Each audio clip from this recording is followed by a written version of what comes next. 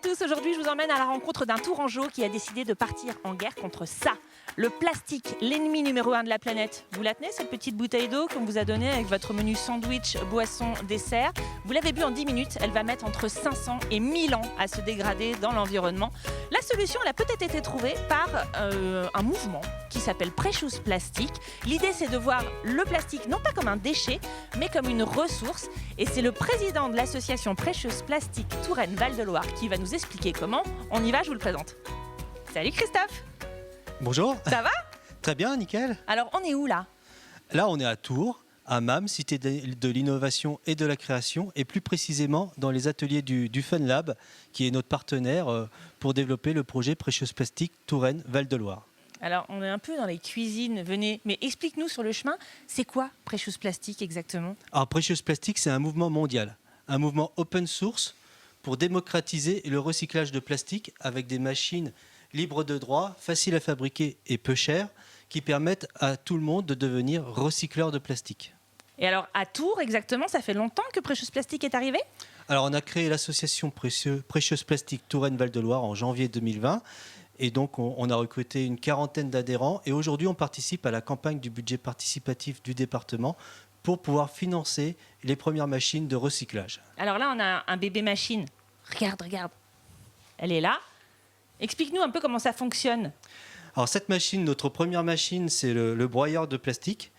Donc, qui nous permet, avec un peu de bricolage et 1300 € de matière, d'avoir un broyeur qui nous permet de transformer le plastique en copeaux en paillettes de plastique. Et 1300 €, c'est rien parce que, on va dire, une machine industrielle, ça coûterait combien par exemple? Normalement, un broyeur industriel, c'est à partir de 20 000 €. Ouais. En plus, ça passe ensuite dans un four, on peut dire, puis une presse. Explique-nous comment ça fonctionne. On chauffe le plastique, puis on le met on le transforme. On peut le transformer par une extrusion, par une injection, par une compression.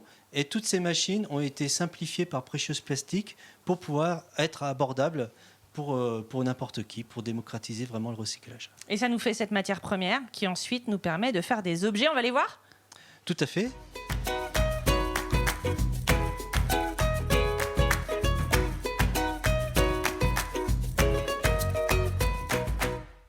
Alors justement, avec cette matière première, tu vas fabriquer des objets. Quel type d'objets?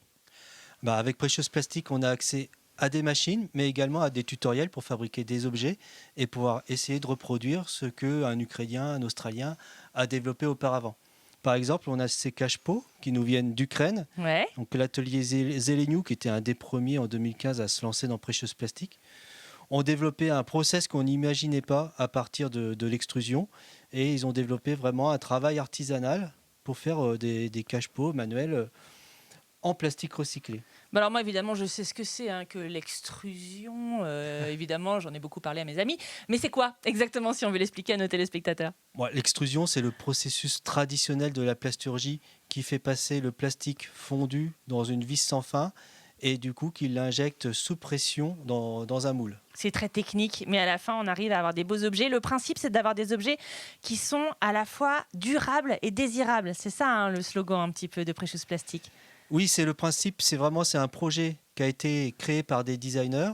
Et moi, en tant que designer, je me suis tout de suite reconnu dans ce projet parce que vraiment, c'était l'approche de changer de point de vue sur nos déchets, de considérer que le déchet plastique, c'est d'abord une ressource, c'est un matériau qui est mis à la poubelle alors qu'il a une durée de vie de 500 ans et qu'il a perdu aucune de ses propriétés mécaniques.